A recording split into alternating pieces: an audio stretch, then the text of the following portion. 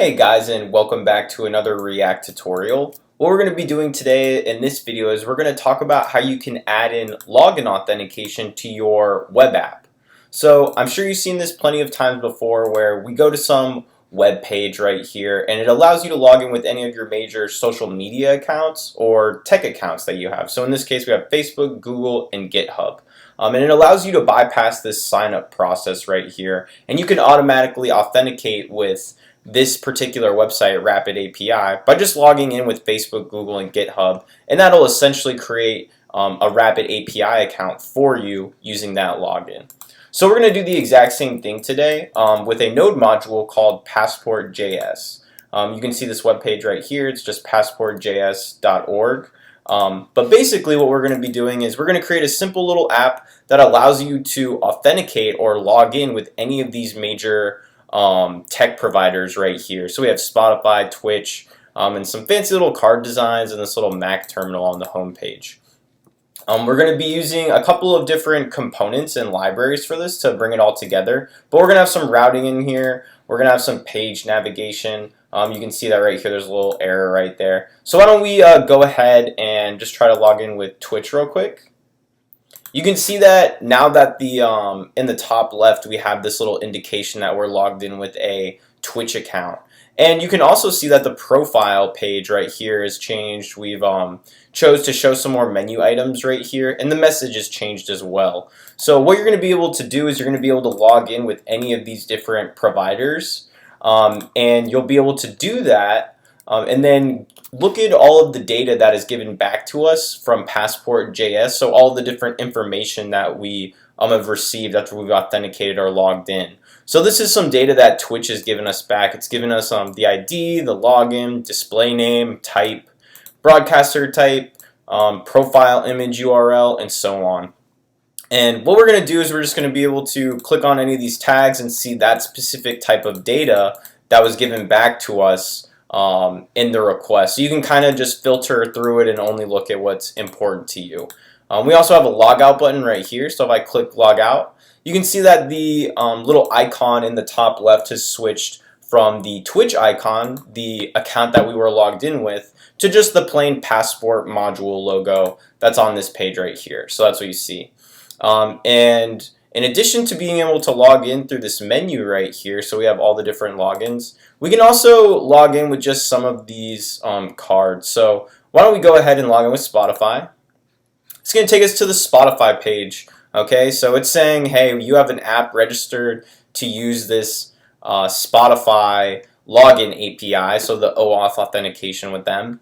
And we're just going to log you in as Ryan Michael Hurst, which is me. We're going to use my account, and then we'll just click agree. It's going to route us back to our app, and you can see that the icon in the top left to give us that indication of who's logged in has now changed to Spotify. And this is going to just route us back to our profile. We have our home page, same thing. And you can see that the JSON terminal, so this little Mac terminal that we have set up, is different now. We have information that has been given to us by Spotify. You can see that changed right up here at the top. And a bunch of other data, so my photos, my display name, profile URL, the amount of followers I have, 28. Not many at all, so if you want to follow me on there, go ahead, that'd be cool. And you can do the same thing again. You can just filter through all of these different sections of that data that we get back. So that's going to be really cool. So we're going to have a logout capability, login capability. I'm also going to show you how to create the Mac CSS item that we have right here. So this actually isn't a picture, right? This is something that we can create strictly from CSS. So that's awesome. I think you guys are really going to enjoy that. It's fun. You can see that we also have that right here. I'm going to show you how to do a little tiny bit of animation for the cards, get some nice presentation in there, the box shadow. We'll have some React router login navigation built into it. You can also do that through this little drop down. I'll show you how to do the drop down with Material UI, which is a CSS framework that is created by Google. I think you guys will really like that. And again, we're just going to keep going through and just looking at how we can create this using a server in the back. So we're going to really be using a lot of Express and Passport.js to get this to come to life. So we're going to have our own server on the back. And then on the front end, we're going to have React, obviously, and those are going to communicate together. So it's somewhat close to a full stack application. We're not going to be using a database. We're just going to be using a simple object on the server to give us all of this data back. But it's going to be really fun. So I hope you guys stick around. You guys enjoy this video, and I'll also show you how to make it responsive as well. So if I click this and we can go through all the different types of mobile devices, and you can see that it's pretty responsive. It's not looking bad. So that's what we're gonna do. I hope that you guys enjoy the video, and without further ado, why don't we go ahead and get started. Alright guys, so now we're ready to download the project. In the link in the description in this video, I want you to click on it so you can get to my GitHub, to the Passport.starter repository, which is going to be the starting point that we all just branch from in order to get this project running. So why don't we copy this, click the clone or download button, copy it to the clipboard, and then I'm going to open up my terminal and do git clone so that I can just paste this into my computer and get it downloaded. Now that we have that downloaded, you should see passport-starter. So I'm going to go into there and do cd, change directories there, and then I'm going to do idea dot to open it up in my IntelliJ editor. That's the one that I like to use right now, but you can open it up in whatever editor you want. In addition to that, if you don't want to clone it, you're not familiar with Git, you can just click download zip and open it that way as well, whatever you prefer. Alright, great. And now that we have our starting point, if you look through these files, all you're going to see is that we have a simple create React app. There's really nothing going on here aside from the index.js file. Basically, it's saying, hey, we have an app component, which is right here. All the app component does is display some Passport starter text. So it says, follow the YouTube series to get started.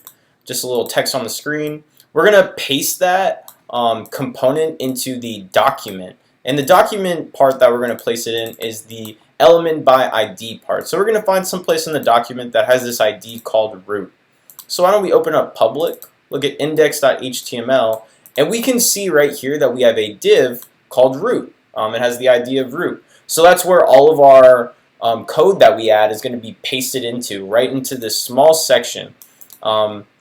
And it's all going to be in that one div on the single page app that we have, because React is by design just a single page app. So that's looking pretty good now that we just have a rough understanding of what's going to go on. Why don't we open up our terminal and run npm install to install all of our dependencies. If you look at this package.json, you can see that there's really nothing else going on here except React, React DOM, and React scripts. Everything else is just by default create React app. So I'm just going to let that finish up, and then we'll get going together and run it and see what we have. Alright, great. And now that that's done, let's run npm start. And once our app loads up, all you can see is that starter text, Passport starter, that was in our app.jsx file. Alright, great. So now that we have a rough idea of what's in here and where we're going to start from, let's also look at this config folder, because this is going to be really important too. In the config folder, I have a bunch of the basically credentials that we need set up with all of those different providers you saw on the demo, so that we can actually have a way of telling Amazon, GitHub, Facebook, and Google that we are indeed the app that we say we are. So you have to pass a client ID and a client secret in order for all of these big companies to recognize that, hey, this is a authentic attempt to get some login information. We did approve them, because you have to go through a little approval process on their page, right? You have to fill out a form to say, hey, I want a client ID and a client secret. I want to use it for my app. So can you just validate that my app is good to go? You send out the form to them, they validate it, and then they give you these credentials and they say, okay, we're going to trust this app because it seems fine. It doesn't seem like it's going to be counterproductive to our business or anything like that. It's not going to harm us. So this is just all of the credentials that we're going to send to Amazon, GitHub, Facebook, all of those login providers, and say, hey, this is the app that you verified. Can we please authenticate this user? Please see if you have this username and password. And if you do have that account with you, that is valid credentials, please send it back to us because we are a trustworthy source. We just want them to be able to log in on our app. So that's all this is, right? It's just going to export an object with all of these different keys, and these keys are just going to be set to client ID and client secret so that we can use it in Passport.js. Okay, so now that we have a understanding of that, we need to move on to the next step, which is creating our server so that our front end actually has something to communicate with when we click those buttons to log in. Alright, so last step before we actually start coding our server, I just want to quick go over what we're going to be doing and how we're going to be using Passport.js. So what Passport.js is it's basically a Node module that is going to act as middleware for our OAuth 2 login authentication flow. Now I'm not going to really go into OAuth 2, but all you need to know is that it's basically a workflow for how you can authenticate with a third-party provider. So someone like Amazon, Facebook, or Google. You're going to pass in your login credentials to them, and then it's going to go through a sequence of events on verifying it, making sure that the app that's requesting this login authentication is a trustworthy source, it's a valid vendor, things like that. And then it's going to pass it back to you, give the data, and then redirect you to wherever you need to go on your application. So that's more or less what OAuth 2 is. I oversimplified it quite a bit, but that's all you really need to know. For this tutorial anyway. Okay, so what we're going to do is I'm going to go over the Passport Facebook module because essentially all the modules that we're going to be using are all the same. So this is going to be the same for Instagram, GitHub, Spotify, Twitch, Facebook, and so on. So this is what we have right here. What we're going to be doing is we're going to, all in our server, we're going to configure a strategy. Now the strategy is just a way to tell Passport.js, hey, I want to configure a route or a little API endpoint for people that want to authenticate with a specific platform. So we're going to have a strategy for Facebook, we'll have a strategy for GitHub, for Google, and so on and so forth. Now all the strategy needs is it needs a client ID and a client secret. So that stuff has all been taken care of by me. So I'm going to provide that to you guys because it's kind of a pain to set it all up. It's honestly really easy. It's not hard, but this is going to help streamline the process a little bit and get us up and running and teach you guys really what you need to know to get this to work instead of all the setup stuff. If you guys would like to learn about that, please leave a comment below or message me or something and say you want a video about it, and I'd love to go over that. It's really quite an easy process. In addition to that, we're going to have a callback URL. And all the callback URL is going to say, so we're going to have one URL, which is right here. I'm going to kind of skip to the next part. We're going to have one URL that is for the actual login authentication request. So when you click that login with Facebook button on our app, it's going to go to this route right here. Login with Facebook is basically what this is saying. It's going to know to use the Passport.authenticate with Facebook. So that's going to call this up here, and it's going to basically send in our credentials for our app, say, hey, we're a valid, trustworthy app. Please verify the login of this user from our application. Facebook is going to say, okay, cool, looks good. Let's take your credentials. That checks out. We verified you. Nice. And then we're going to give it the callback URL so that when it's all done, it's going to pass all of this information, which is the access token, the refresh token, the profile, and then a callback function. So the callback function basically just returns the user. We're not going to do any of this stuff right here. This is actually for databases. You only need this for a database. And so I want to make this a smaller app, so we're not going to do that. It's the profile, which is all the profile data, stuff like that. And then access token and refresh token we're not going to worry about in this tutorial series, although those are important if you want to keep concurrent sessions going along, or you want to be able to allow people to refresh their token as they're logged in. So say they're logged in for 15 minutes, and we want to say, okay, like if they're logged in for 15 more minutes, give them a refresh token if they're still doing activity on their session so that it doesn't log them out automatically. That's what the refresh token is for.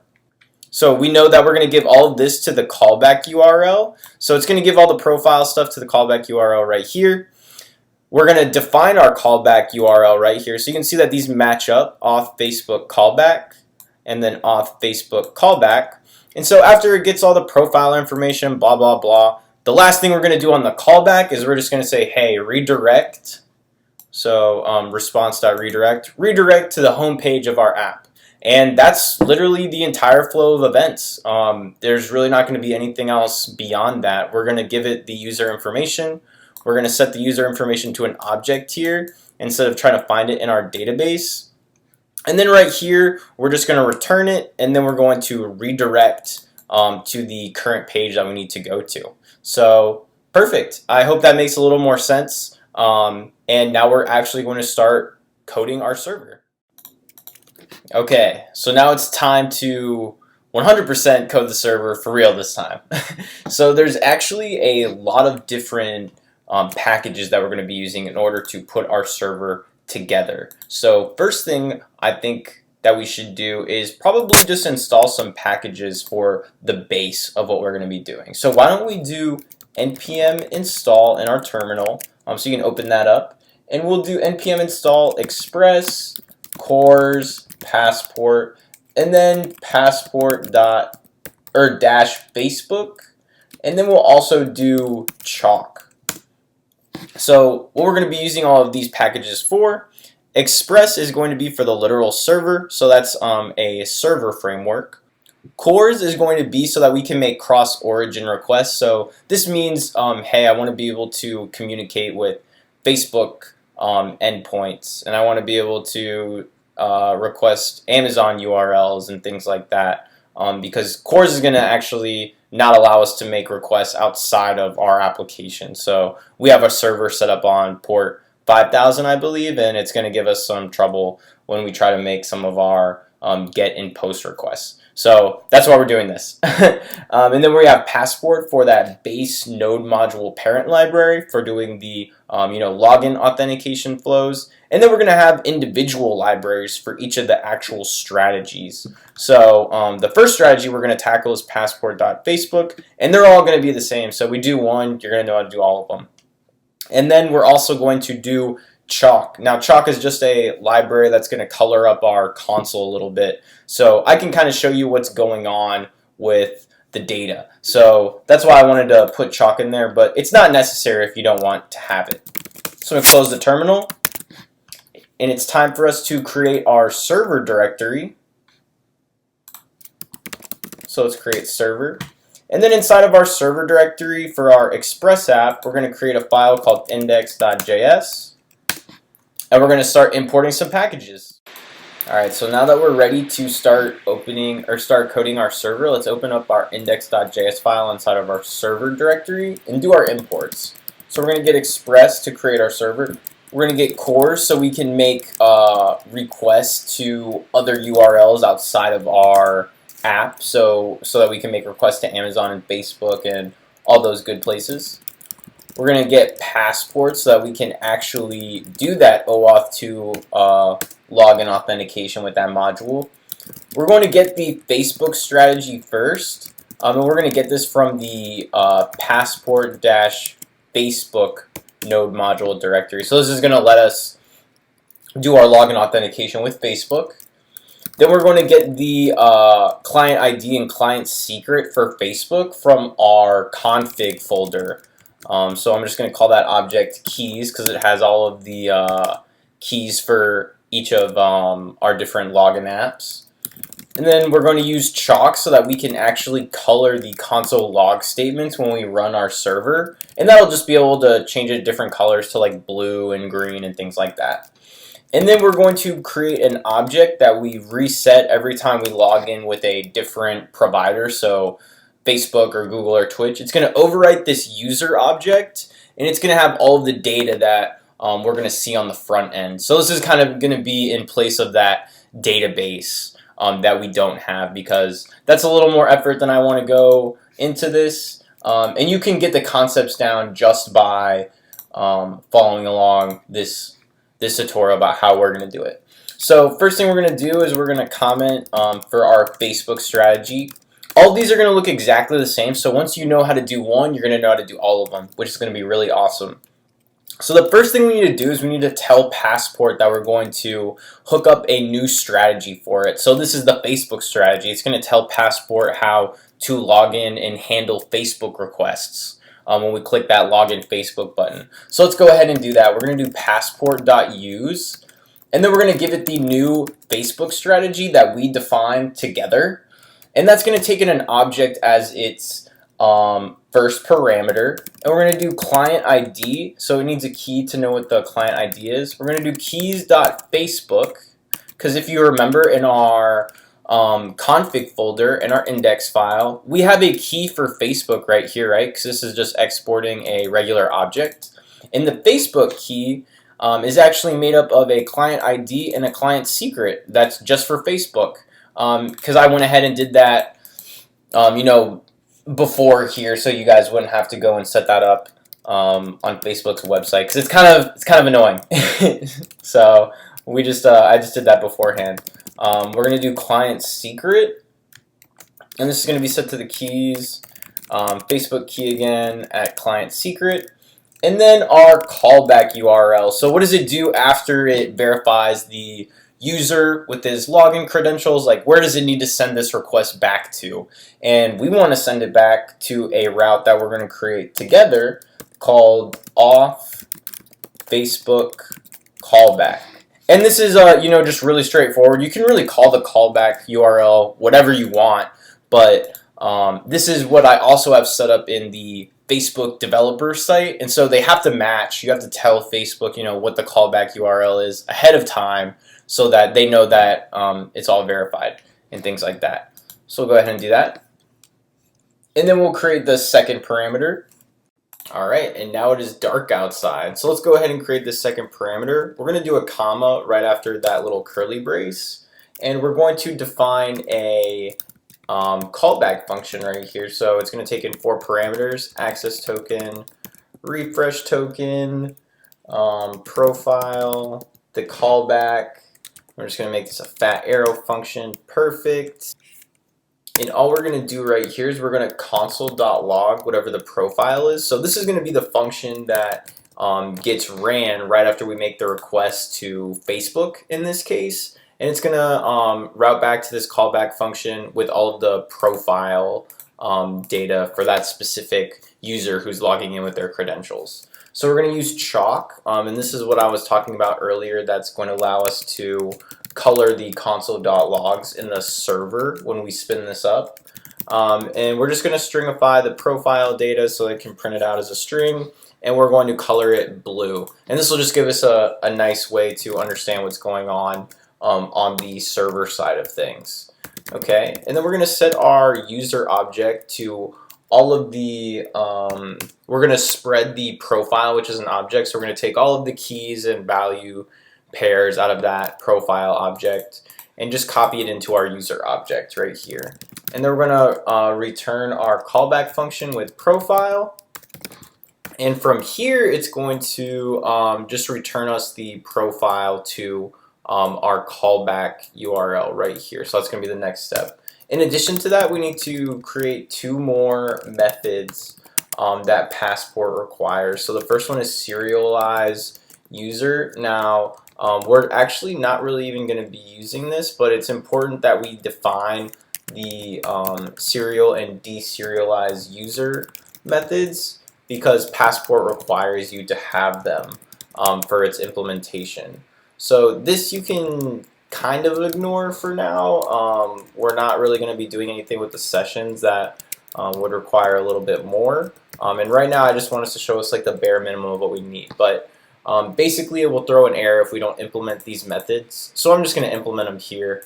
Basically through the workflow of Passport.js, what's going to happen is it's going to need to call these these 2 methods at some point. And so all we're going to have it do is just pass back the user information to all the different points in the workflow that these methods are called in Passport. So we're just going to leave that up at the top right there, and that should be good to go.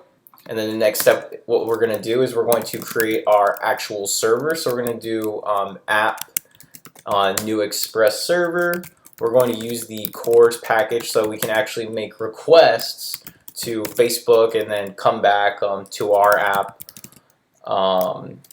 from like Amazon and Spotify and places like that, because it'll throw an error since we're trying to make requests to different places that are not, our app address, like localhost. Okay, so we're going to do that, and then the next thing, we're going to define some routes for our web application to use. So the first one is going to be auth Facebook, and this is what we're going to call from the front end in order to log in a user. It's going to use the Facebook strategy to log in, so we're just saying this is the route when you want to log in with Facebook, and then use the Passport authentication method for Facebook, and that's going to call all of this stuff up here. So we're going to use the Facebook strategy, and then we're going to do serialized, deserialized user. And then on the callback, we need to define that, so we're going to do app.get auth/Facebook/callback, passport.authenticate. So we need to tell it what authentication we're using again. And then we're going to take the request and the response in as the callback. And we're just going to redirect to the profile page on our app. And we haven't created any of that yet, so don't worry about that. It'll come together after we do that together in the front end. So why don't we save? And you can see right here that the callback URL, this is what's called at the end after it logs in. So we call the login route right here auth Facebook from our front end application. So they click the login button. It's going to link us here. This right here is going to be a node to use the Facebook strategy. So it's going to use all of this. It's going to say, hey, Facebook, here's the client ID, client secret. Validate this login for us. This is all the stuff that you need to know that this is a verified app. So you say, okay, great, sounds good. It has an idea of what the callback URL should be, and we define that back right here. And so this is going to now move to the next step and execute this callback function that takes the access token and all that stuff in the profile and the callback. We're just going to print out what the profile was that Facebook gave back to us. We're going to set our user object up here to whatever is inside of this profile. So we're just going to use the spreads or the spread syntax, to copy all of the stuff that's in the profile object. And then we're going to return that with the callback, blah, blah, blah, and it's going to do serialized user and deserialized user at some point in the workflow.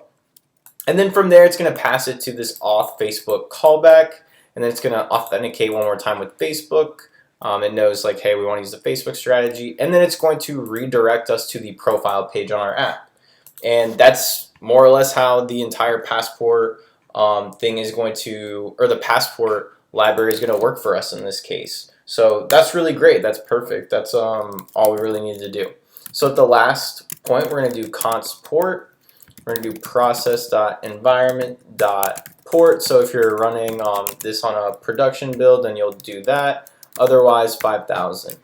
This is really standard when you have Webpack builds and stuff, but since we're not going to be using that, we can just do 5,000.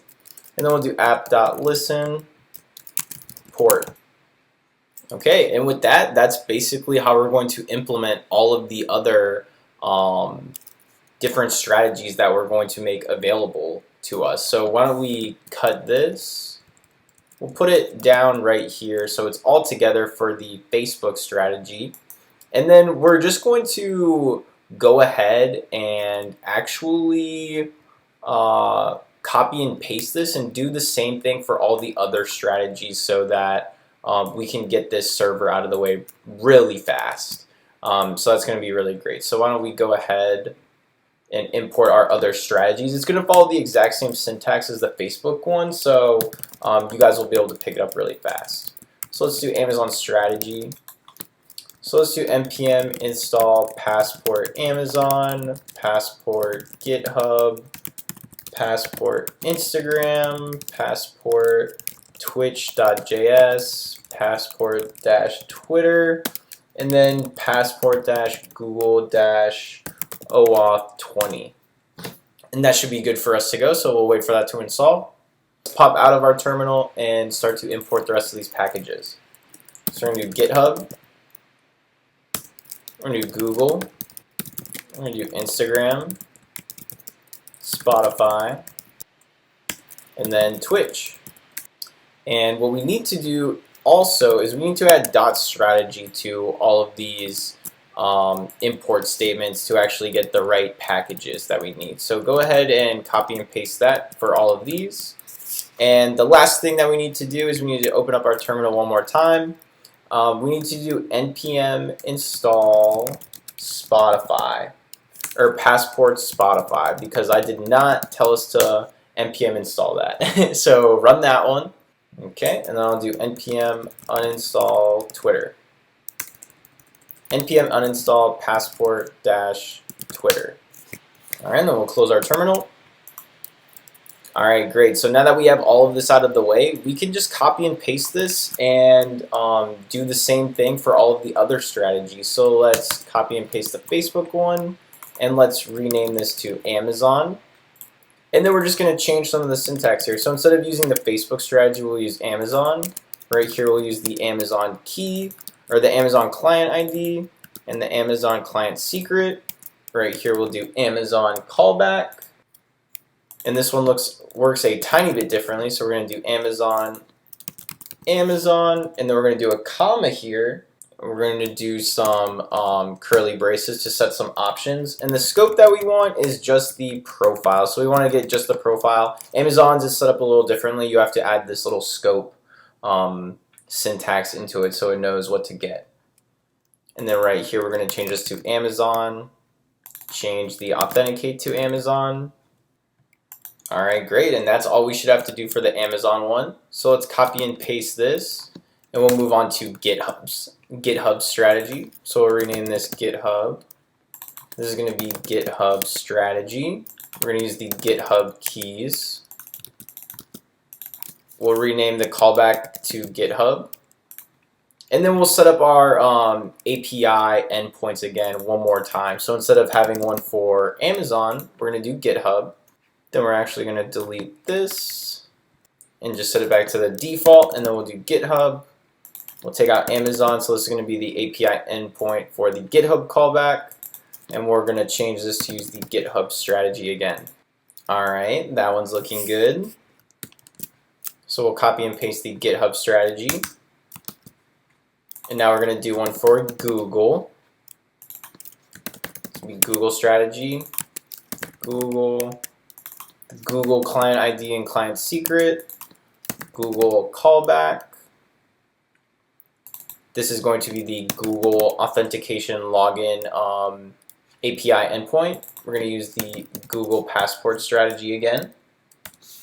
And then one more time, we're going to do an options. And the scope we're going to get here is profile. And then we also want to get the email because we're able to get a little bit more back with the Google API. So let's just put that in there. And then we're going to have the API endpoint for the Google callback after it finishes logging us in. We'll change that with Google. Alright, and save that.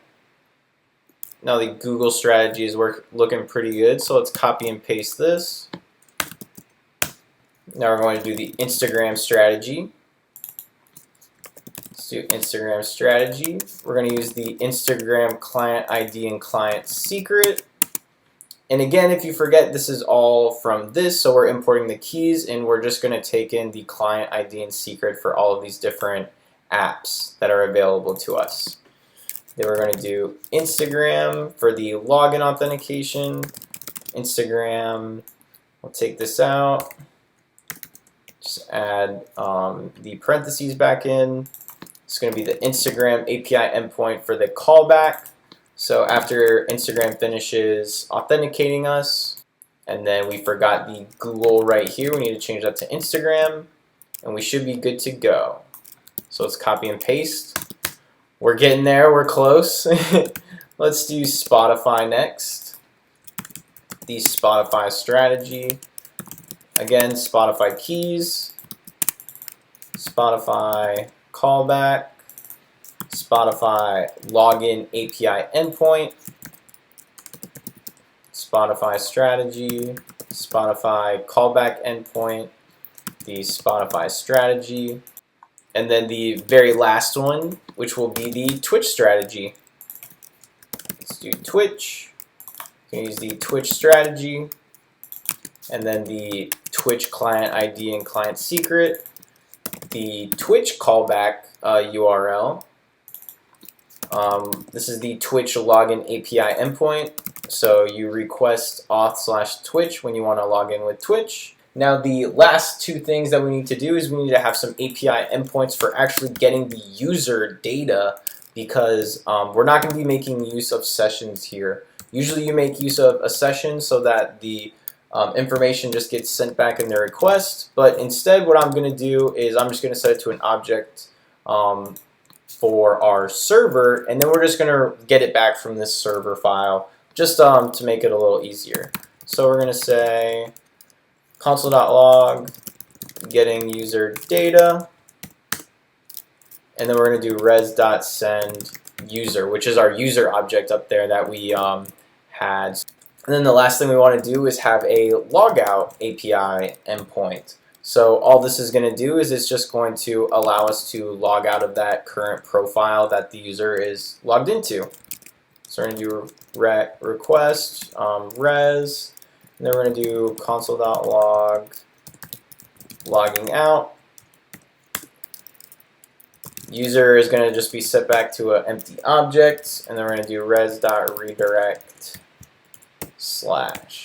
Alright, perfect, and that will basically mimic a very basic logout functionality in our application. So let's move on over to our app.jsx code in the source folder, and first things first is we need to install some additional packages. So open up your terminal and let's do npm install material UI core, material UI icons, Lodash, and then React router and React router DOM. And that should be all we need for the front end, so let's click enter and let that install. Okay, now the first thing we want to do in our source folder is actually create a directory called contexts. And this is something new that was introduced in React along with the lifecycle hook. So this is going to be really cool to go over this. So we're going to call it userprovider.jsx. And all this is going to be is what you can think of context as is a mini store that's very similar to the Redux React implementation. It's just going to be a place where we house all of our data for the application, and we can access it from different components within React instead of having to pass it as props down, you know, like a life cycle of children starting from a parent. We don't have to do that whole water flow design or the waterfall design. We can just access it by getting it from this context object. So let's do import React. We're going to do create context, use state, and use effect. Now I'm not going to go into this too depth right here, but basically what's going to happen is we're just going to create a context. So this is going to create the initial null empty object for us that our components are going to use to get data. We're going to do our user provider, which is essentially this functional component, and it's going to act as a wrapper that we can place around all of our components so that it can access data. So the one prop it's going to take is children. We're going to do use state, so we're going to do set the user and getting the user, and the initial state is going to be an empty object. And we're going to use our use effect to do some lifecycle logic, and our use effect is just going to be fetch. It's going to call that user API endpoint.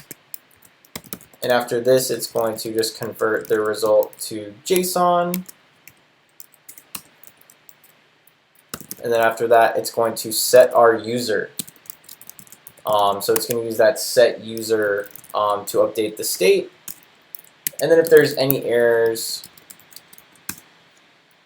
we're just going to do console.log error. And then at the very end of this, as our second parameter to use effect, we're going to pass in an empty array.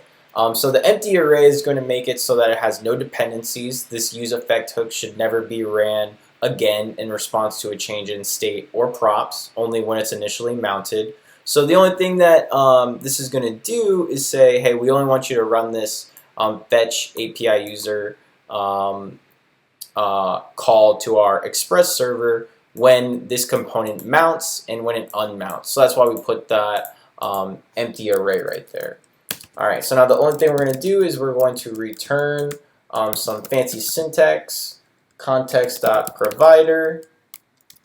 The value that we pass into all of our child components is going to be the user. And then we're just going to render all of the children that are passed to us. And then at the very bottom, we'll do user provider dot context equals context. And we'll do export default user provider. Okay, so now all this is going to do is it's going to request the data from our user API endpoint, and then it's just going to pass that. It's going to make that data available to the user that we're using with useState right here, and it's going to make that available to all the children that are inside of this parent wrapper component. All right, perfect. So we have that. Now the next thing we want to do is create another directory for our actual pages.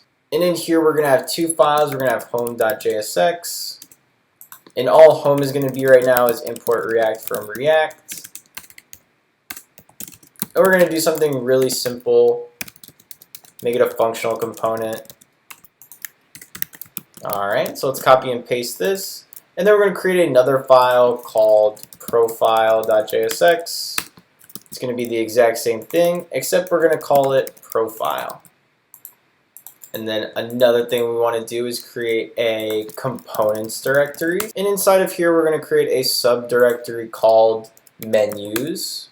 And then inside of here, we're going to create our menu bar. And so the menu bar is going to be really simple right now. We're just going to do import React. And then we're going to do menu bar, import router route from React router DOM. Import history. We actually haven't even created this file yet. I'm going to create it in just a second, but let's get all these imports out of the way first. Import user provider from our contexts. Alright, and then we're just going to put it all together. So we're just going to return our router. So this is going to set up all the page navigation for us and define all of the pages and what URLs they live at. So we're going to use our history object for the history. We're going to wrap two of our routes with the user provider so they can actually access that user data that we get back from our API server. It doesn't need to be available on the home page, so we're not going to wrap that one. But we are going to wrap the menu bar with it because our menu bar is going to change based on whether or not the user is logged in or not. So we do need to get that user information. And then our profile page is also going to depend on whether that user is logged in or not. So we're going to wrap that with our user provider or with our user context as well. And right here, let's make our routes for the menu bar slash, the route for profile slash profile. And then the route for home is just going to be slash. So let's do the last step and create our history.js. And this is really simple. We're just going to create our browser history. And then we're just going to call create browser history. All right, perfect. That's it. Okay, so now if we just stop here for a second and we run from our terminal npm start, you're going to see that we get this just really ugly app that just says menu bar and home bar because, again, we are at our slash directory. And if we do slash profile, then we'll be at the profile page and it'll also be showing the menu bar. So perfect. Everything's looking great, but let's make this a little prettier and start to finish out our app.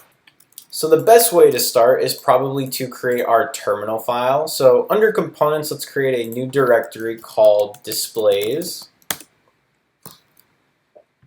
Inside of displays, let's create a new file called terminal.jsx. And let's start creating that Mac terminal that we had on the home page as well as the profile page. So we're going to import React. We're going to just call this terminal because it's going to be our Mac terminal component that we have with all that nice CSS that looks exactly, like a terminal shell. It's just going to take in two props, user data and selected. If the data is selected, so const selected data, this is going to be equal to if selected equals all. So if selected equals all, Then we're going to take the selected data to be all of the user data. And if not, we're going to just take out the particular value for that selected key. So this is going to be linked with that tag functionality, right? You click whatever option you want. So I want to look at all the profile data, or I want to look at like the name part of the profile data or the email. That's all this is going to take care of. It's going to figure out what is being selected. And then our const JSON code. So this is just going to know what data to display from the actual profile data. All right, so now let's do div class name. We haven't done any of these class names. We're going to do it at the very end. So it'll be really funny to see what it looks like before we do all the CSS. But for now, don't be worried about the class names. Just write them, and we're going to go over it at the end. And then another div for the buttons. And then we're going to have buttons for all of the things that you can do. So the close, minimize, and zoom. I'm going to create a p tag for the actual code to be in. And then we're just going to do, this is for the title bar. And the title bar is just going to read JSON terminal. So that's all we need to put there. And then we're going to do another div for the actual content. So this is going to be where we actually showed the code. That's my mistake. Sorry, I misspoke. And they're going to wrap it in a pre-tag so that it gets formatted as code correctly. And then we're just going to, paste that in there. All right, so that's perfect. That looks really easy. We're going to do export default terminal. And now we're done with our terminal. Now the next thing we're going to do is we're going to create the components for our cards. So let's do directory, a folder for cards. And we're going to create two files here. We're going to create one for the card.jsx file. So on the home page, you saw that we had those different cards for Facebook, Amazon, and so on that just showed the image, and it would animate up a little bit slightly when you hovered it. And it was just a nice, cool little card display on our home page. So that's what we're going to be creating right here is the code for that. In addition to the card.jsx file, let's do cardlist.jsx. And this is going to be used in order to render an entire list of all the cards. So let's do import React in our card file. Const card equals. It's going to take in the image, name, the link, and then the color for this card as props.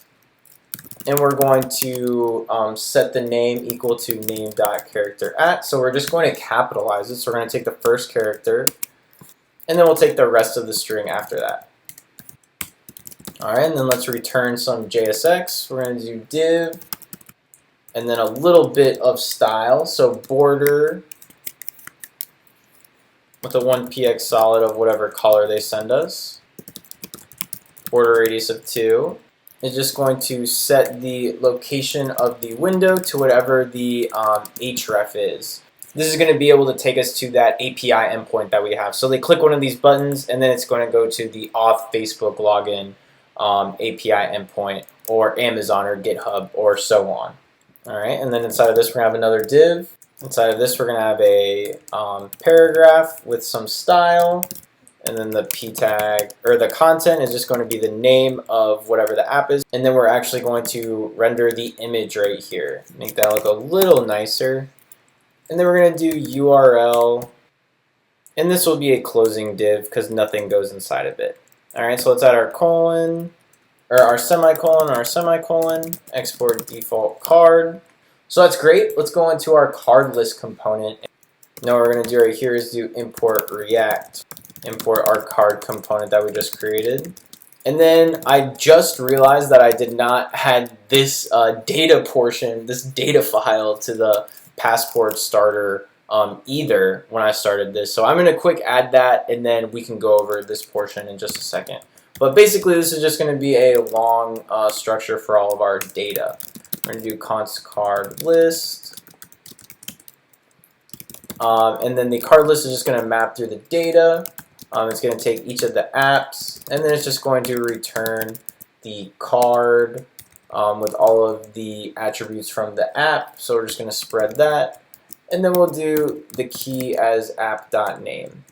Okay, so I just added the data folder to my project. Don't worry, you're gonna have it safe and sound in your project when you go over it. I just won't explain it at the beginning. I'll have to explain it right here. But basically what our data folder does is as an index.js file, and this I just created a little simple data structure for us to iterate over so that we can create our cards really easily. So you can see right here I import all of the assets from our resource folder. So it's going to take all of the logos, right? And then we're going to create an array of objects, or each of the different tech companies that we're going to support for login authentication. This card list syntax should make a little more sense because we're importing the data from this data file. And then we're just going to iterate through it. We're going to map over the array and take each object that's in it and then spread all the properties into it and pass those as props to our card component, which is right here, which takes in the information that it needs in order to create these cards. All right, now let's navigate on over back to our homepage component that's under the pages directory, and let's start putting together what we just created all into the homepage. And then we're going to start creating the JSX right here for our actual page layout.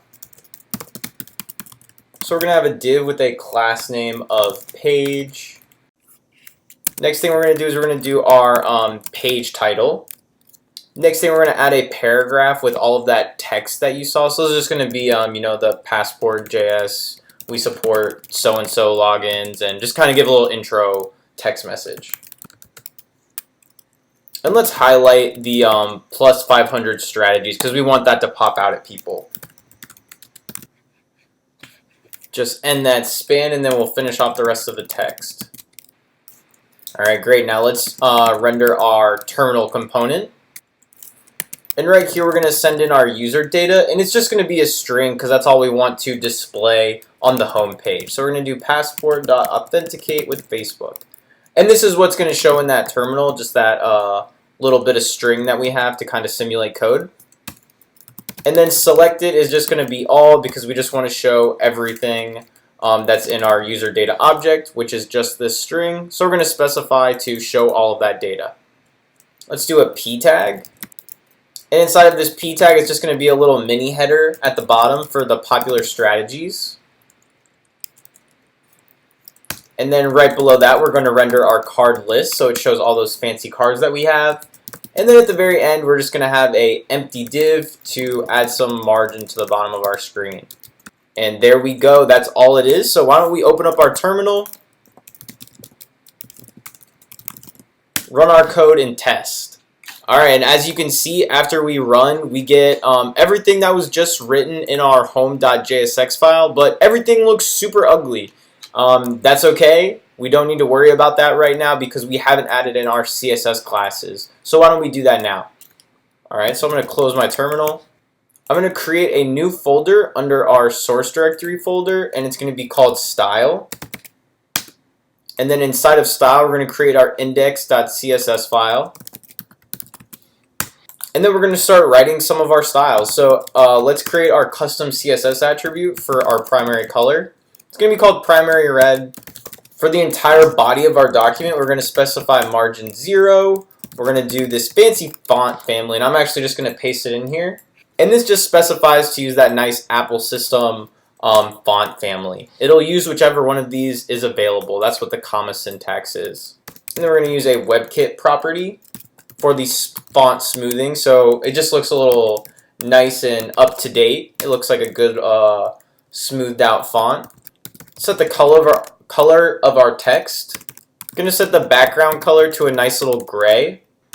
We're going to define our pre-tag for our code in our JSON or our little Mac CSS terminal. So go ahead and write all those out. We have different type of white space attributes right here so that it's compatible across all different browsers. We're going to do our card class. So background is going to be white.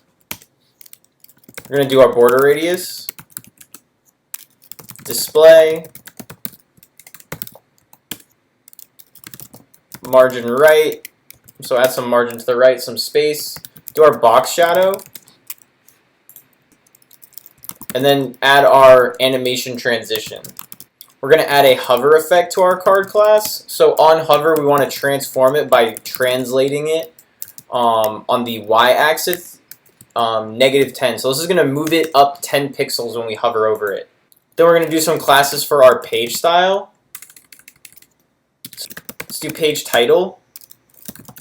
We're going to make the font weight 400 and the font size 35. Now let's do the classes for our terminal. We're going to do our title bar class. Now let's do a class for our buttons container. So float to the left because we want all the buttons to be on the top left. Padding left 8px so it's not too close. Padding top 3px so it's not too close to the top. And then line height 0. Now we're going to do our Mac button class. Now let's do a custom class for our close button. We're going to make the background a nice red. And then we're going to make that border the exact same color as that red. Minimize is going to be the same thing. Then we're going to do our zoom button, so the green button. And let's add margin left here so that they're spaced out. And the same thing right here for the minimize because we don't want the buttons to be too close together. We want space in between. And last thing we're going to do is have a class for our content within that terminal. So let's do background color. Let's have some padding so that it's not too close to the edges, so all the code that we see inside of the terminal that's below the button bar. And then let's add some border radius so that we get that nice little curved Mac window. So it's not a complete square. We want it to look a little curved, you know? We're going to do the same thing for the right. So let's go ahead and save that. So let's go to index.js. So let's add that to our index.js file. Save. And after we're done saving, let's go ahead and run our app again. npm run start. If you already have it running, then it's just going to save and load for you. Alright, perfect. And now you can see we have some nice style and things are looking pretty good. You can see that we created a nice little window for our Mac CSS component. So now that we have that done, let's go ahead and finish off the menu bar and then the profile page. Alright, so now that we're done with the home page, why don't we go on and finish the menu bar. In order to create the menu bar, right now you can see that it's just a dummy component we have. We need to create some buttons. So let's create a new directory for buttons. And let's go ahead and start fleshing that out for all the login buttons we're going to have. The first file that I'm going to do is iconbutton.jsx. And we're going to just start out like we always do. So import React from React. We're going to create an icon button functional based component, and that's going to assume that it gives, or that it's given a prop that is an app. So right here, why don't we destructure our props? We're going to do image, href, the alt tag for the hover label, color, text, and name. And we're going to take that from our app prop. And we'll do return. Inside of our link is just going to be a simple image, and that's just going to show the logo of the app. And then we're going to do a span, and the class name is just going to be button text, and then login after, and span. And we'll do export default icon button. Alright, so now that we have our base icon button down, let's go and create our button, or let's create our gradient button. So this one's going to be just for Instagram. So we're creating a component just to handle the Instagram case because we want it to be a gradient button. We're going to define a style object for the gradient button. Alright, so I zoomed out just a little bit so you guys could get a better idea of what's going on. You can basically just pause the video and copy this, but this is how we create our gradient. We tell certain parts of the corners to be a certain color, and then to just fade into each other with this radial gradient syntax. And then at the very end, we put a base coat on top of all of it. This is actually some code that I found online from another author who created the Instagram button. And so I'll put a link in the description for you guys to look at that as well if you're interested. Alright, and then to finish it all up, let's do return, create a link like usual. Alright, and then we'll just add in our semicolons and we're good to go. And we'll do export default gradient button. And then right at the top, instead of color, let's do colors. So now we have all of our buttons together. Let's go ahead and do our button list. Let's do button list .jsx. Now we're going to do const button list, and this is going to again just be a functional component, so no state or anything associated with it. And let's return an array, which is going to map over our data structure with all of the apps inside of it. It's going to say if it has a bunch of colors, we know that we want to do our gradient button. All right, and then if not, we're going to just return our plain old icon button. And that's all we need to do for our button list. That's going to go inside of our menu as well as our drop down. So we can stop there. All right, and now that we have all of that done, we can go on to the hardest thing that we're going to be doing through this entire video, which is the user drop down component. So let's go ahead and do that. And now the user dropdown is going to use Material UI. It's going to use that framework, and I'm not going to go into too much depth on that. So what we're going to do is we're just kind of going to go through the motions that were listed on the documentation. I just like the little dropdown, so I use this one, but I do think that there are easier libraries to use, so we're not going to cover that here. So right here, let's just get all the methods that we need. Basically, there's going to be this with styles method that we use in order to style our drop down a certain way for Material UI, and then we're just going to put some menu items within it. And we are going to get all of these import statements from Material UI, so just go ahead and get all of these. We're also going to get these icons from Material UI. We're going to get the icon button from Material UI. And then we're going to actually get the stuff that we created right here. So right here in the middle, this is all from Material UI. So just go ahead and copy and paste this in. And then this is the actual components that we created together. So once you have that, we're going to create a wrapper that basically, or a component that wraps the basic Material UI menu component with some additional style. So I'm just going to do that here and write that out for you guys. And then this is going to take in some props and just pass those into the regular menu component. So this is basically going to add some style to our menu component right here. That's all this styled menu really does. And once you have all of those written out, honestly, don't worry about this too much. This is just the common syntax for the Material UI menu component. This is going to let us do on-click stuff when we click on the little drop down. And then we're going to go down and do the same thing with the basic menu items. We're going to style them and create a new component called styled menu item. And we're just going to have a root class, and this is just going to be and focus. So this is a little bit of Sass CSS. The and ampersand just means that all of the menu items of this class, we want to target them, and when you focus on them, we're going to add some additional CSS. So what we're going to add is just a background color. We're also going to target this right here, this specific class that is generated by Material UI. And then we're just going to apply this to the standard menu item at the end. Actually, let's call it our user dropdown. And this is going to be a functional component. And now we can get to coding. So let's use useState right here for the anchor element and the set anchor element. Now this is obviously just going to let us open and close the menu. So we'll do null.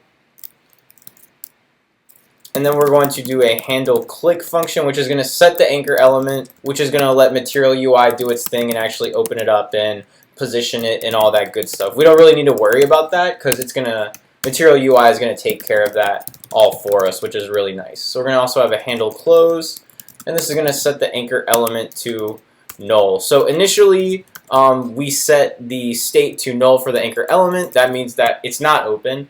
When you click on the little circle drop-down icon, then it's going to set the anchor element to the current target, and that's going to open up the menu and populate everything within it. Now let's do return, and we're going to do div. Within it, we're going to have our icon button. And then inside of this, we'll do our more vert icon. So that's just going to be those circles that appear in a line vertically. Now below that, we're going to do our styled menu. So after you click that, we want to show this styled menu component. Let's do styled menu item. Inside of here, we're going to do the list item icon. So this is just going to show the home icon in our menu bar, and then when you hover over, it'll say home. So now we can actually copy and paste this and do the same thing for profile. So instead of going to the home page, go to the profile page. And instead of doing this, let's show the account circle. And instead of saying home on hover, let's do profile. Our button list, which is going to show all those nice login buttons. So let's do that. We can save. And now we'll do export default user dropdown and be done with this component. Now as the last bit to bring this all together, we're going to go to our menu bar. So open up that file. And let's just rewrite this entire thing. So we're going to import link, and then import the rest of our icons from Material UI. So I'm just going to copy and paste that in there right there. Okay, so let's go ahead and get this started. Let's first pull in the data from our user provider context. So let's pull that data from our context object. And then let's figure out if they're logged in or not. So login type, we're going to do lodash. So if this user context object right here, this user data object is empty, then we know that they're not logged in. So that's what we're going to put right here. So if they are logged in, so if the user data isn't empty, then we want to find what type of login they have. So we're going to do data, we're going to pass in our data, and try to find which piece of data matches the user data provider key. Then we'll do semicolon, and we'll just pass in a empty object. So I'll add some more space right there. So if the user data object is empty, then all it's going to do is set this login type to an empty object. Now if the user is logged in, because there is user data in our context, because they logged in and Passport populated that on the backend in the server, then we want to cycle through the data structure that we have set up. So Facebook, Amazon, GitHub, blah, blah, blah, and check to see which provider type equals one of the elements in that data structure. Because Passport is going to provide this user data to us, and the provider is going to be the name of the app. So it'll be either Facebook, Spotify, or Twitch or something like that. So we can just match them up that way. And we're going to delete this, and we're going to do div class name. And inside here, we're going to have some conditional logic on what type or what menu we want to show if they're logged in or not. So if the user data is not empty, so if they are logged in, then what we want to do is show them the app icon for the place that they just, or for the company that they just authenticated with. So it'll show either the Facebook icon or the Twitch icon in the menu bar. Next thing we want to do is do a div inside of this. And then inside of here, we're just going to have an image. Okay, perfect. So that looks good to me. That's just going to take out the picture from whatever they're logged in as. Okay, so then moving down, we're going to do something really similar for all of these. So if they are logged in, or if they are not logged in right here, so if the user data object is empty, then we just want to show that Passport icon. So why don't we go ahead and do that? And then right below this, let's create a link that will always show. Next thing we're going to do is do another conditional render.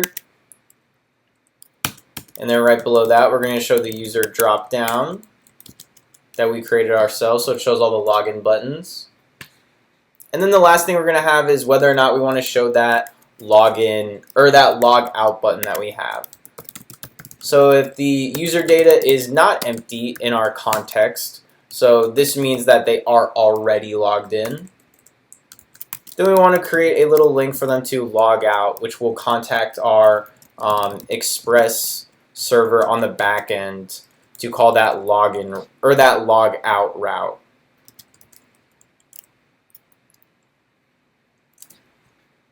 Let's add this last curly brace to the style.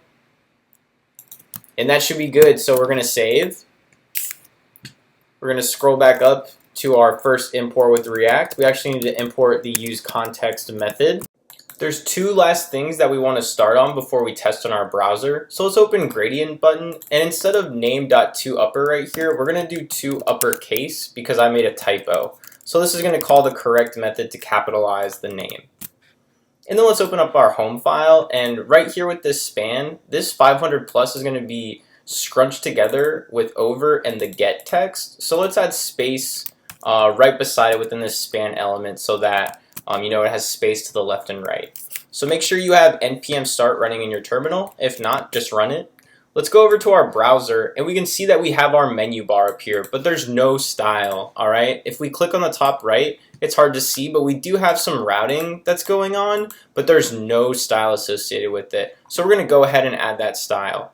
In addition to that, these buttons don't take us anywhere. So you can see it's changing the route to /auth/Instagram, and that's for our server to handle. But one, we don't have it set up right now, so the server is not running. And two, we haven't set up our proxy to actually handle this route path. So for right now, why don't we go back and add our style, and then at the end, we'll make sure that all of these buttons are working as expected. So we're going to open up our style sheet again under the style directory, and we're going to start adding in the style for our menu bar. Let's scroll to the top, and under the pre-tag, let's create our button class. Just do text decoration none and the color to white. We're going to do a hover effect to make the opacity 8. We're going to add some style for our button icon. We're going to create the button text class for the actual text in the button. Now we're going to create the class for our menu button. Then we're going to add a hover effect to the menu button class. We're going to do our login button class. Then we're going to do our menu bar, so the actual container class that holds all of the buttons. We're also going to add our disabled class when we don't want people to be able to click that button. And then the very last thing we're going to do is our app icon container. And now if we go back over to our browser, we can see that we've added all of the style in for our menu bar. And again, the routing works perfectly just like it did before, except our buttons don't work. And we'll get to that, so don't worry. Alright guys, and this is really excited. We're very close to being done. So in the next step, what we're going to do is we're going to create a wrappers folder under our components directory. And then we're just going to create a column file in here so that we can style things a little bit more nicely within our application. So this is essentially just going to be a column that wraps whatever content we put inside of it so that we can kind of do a row column layout. We're going to save that, and that should be all that we need right there. Next thing we're going to do is open up our menus, and we're going to create our little filter tag display component right there for our profile page. So let's do data tags.jsx, and this one's going to be really simple. So let's just create our React component. So that's great. Let's do return, and then we're going to send a div right here. I'm going to do some JSX, so we're going to map through this all options array that we've created right on the previous line, and then we're just going to go through, we're going to iterate through each of the options within this options array, and we're just going to create those data tags for our component. So this is going to be like, is the option selected, so does it equal the selected option, the one that we're currently iterating for over. They're going to say that it is selected, and if not, we'll just set it to the empty string. Right here we want to add our key because React will yell at us if we don't. And then we should be able to save, add our semicolons, and then at the very end just export default data tags. And then right here for style, for the p tag, we're going to actually call that p style because that's what I called it up here. And let's edit this to actually use everything that we just created together. Alright, and that should be good. We're going to create one login message string. Alright, perfect. So this says, uh-oh, there's nothing to show because we don't have any data. Alright, so in our profile component, let's do the useState syntax. So we're going to get a selected state attribute in our setSelected method. By default, it's going to be set to all. Let's get our user data. Perfect. Let's get the text. And then we're going to create our options. Alright, now here comes the fun part. We're just going to create or render all of our components. Let's get rid of profile. And then let's use our column wrapper. And then inside of the column, we're going to create our data tags. So that's good, that's great, that's pretty easy. Now let's do another column, and then we're going to have our terminal component again. And then at the very end, we're just going to add a simple div to add some margin to the bottom. And let's go and open up our style sheet again, so index.css. And let's add in the final classes that we need to finish off the style sheet. So right at the bottom, I'm going to do .column instead of on top. We're going to do our column 4, and the width of that is just going to be 25%. So 1/4 of the width size that we have available. And then column 8 is going to just be 75%. And then we need to add our tag classes for our data tags. Now let's add a little class for when you hover over this or when it's. And then finally, last but not least, we haven't added in our responsive media tags. So we're actually going to do that right here so that when you resize the window and such, it looks a little better and it starts to space out all of the elements properly. We're going to do another media query for max width, so when it is 770px. And then the last media query when we have an even smaller screen size of 660px. And now we're going to test out in our browser, so let's pop on over to our browser. We'll click the profile page, and you can see that we've added some more style to our profile page. It looks a lot better. And we have our data tags component right here on the left, and it's got some style applied to it. As you can see, there's no data getting passed into us because we're not logged in. So let's go ahead and set up our proxy and all of that so that the server runs at the same time, and we can actually authenticate with these different providers. So in our terminal, we're going to install a couple of more packages. Now what are these two packages going to let us do? So concurrently is going to allow us to run our server and our React app all in one command. I'm going to show you how to do that.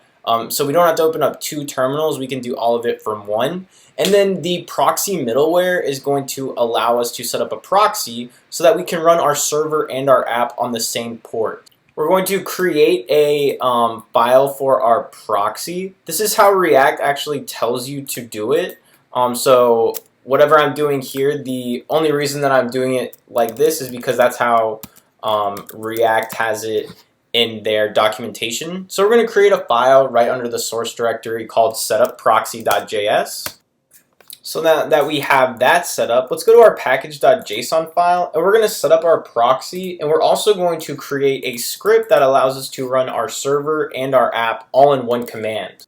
So right under eject in this little scripts part in our package.json, we're going to create a new command called server, and we're going to set this equal to nodemon server/index.js. Do a comma, and then we're going to do a dev command that's going to be using the concurrently package, so it's going to be able to run the server and the app all in one command. Alright, so that's looking good. And then right under this, we're going to set up a proxy attribute, and that's just going to target our server right here. So our server is set up to listen on port 5000, and we want our proxy to be set up with whatever is listening on this port 5000, so that's our server. Our server is going to have the proxy set up with it. The server command right here is going to run our server with nodemon. We haven't installed nodemon actually, so let's do that. Let's do npm install nodemon.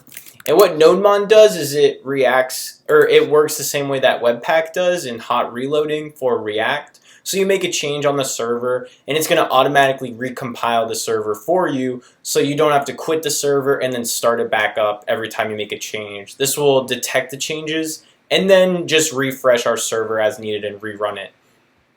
And then right here we have our dev command. So this is going to be our new dev command. We're going to do npm run dev basically. And the other one you can do npm run server as well if you want to do it that way. But npm run dev is going to do both for us. It's going to run our server, So you can see that it does npm run server, and then it's also going to run our start script, which is our React app, and it's going to run npm run start. And then this concurrently just makes sure to kill these if they're already running when we run npm run dev again. So let's do npm run dev, and it looks like everything is running perfect as expected. We've created the proxy for our server, and we've also gotten the user data in the console, so that's looking really good. In our server, before we test this out, let's go and click on our server and index. And right here, I made a typo for our Twitch strategy. So come down here where we're doing our Twitch strategy, and we're going to use passport authenticate twitch.js, and then authenticate twitch.js again. So another thing that we're going to need to do, I actually made a really bad design choice right here, and I messed up a little bit. For the passport strategies, we actually need these to come before we initialize the app. So we're going to cut all of these and put all of the app routes after. So for all these passports, we're just going to cut. Let's take the Facebook strategy, and we're going to put them all at the top right here before we create our app, or else passport initialize is not going to work correctly. So I'm going to take Facebook strategy, Amazon strategy, put that right here at the top. Go get GitHub.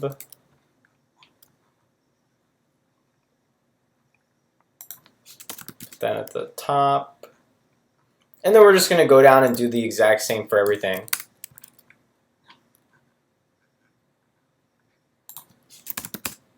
So we have Google. And we have Instagram.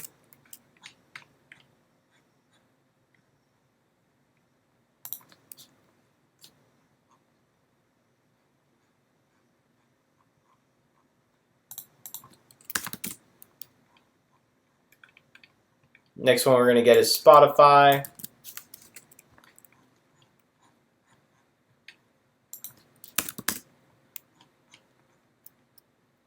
And then the last one that we need to get is Twitch. So let's cut that and put that at the top right before the app. So as you can see, all the strategies are now before our app, our passport initialize and our creating express server call right here. Okay, and now that we have everything moved to the top right here with all the passport strategies, we also need to fix another typo I did. So under all of these auth callback routes that we have an extra parentheses. So let's go ahead and delete that. For Amazon, for GitHub, for Google, for Instagram,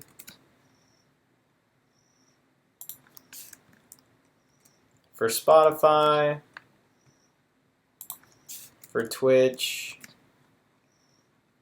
and then that should be good. Wow, and I made another really stupid mistake. Okay, so I know that this has been a pain to get this all formatted the way that it's supposed to, but we also need to exchange the callback URL spelling that I had to capital URL at the end. So I'm going to go through all of the strategies that are at the top of our app, the ones that we just moved. I'm going to go through all of these keys and just copy and paste that in there. So callback URL with all caps. Let's do GitHub. Let's do Google, Instagram, Spotify, and Twitch. So let's save. And so now why don't we test this out? We'll go to Twitch.js, and I'll just log in with my Twitch account, and we'll see what happens. And we'll click login, and perfect, we got redirected back to our app, and now we can see that everything is working just as we wanted it to.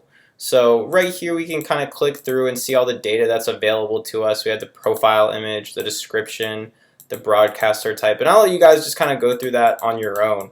So I hope that was a little helpful. Let's try logging out right before we leave. Looks like that's looking good, perfect. And then we can try, let's see, one more that would be easy. Let's do GitHub. Let's do my email address.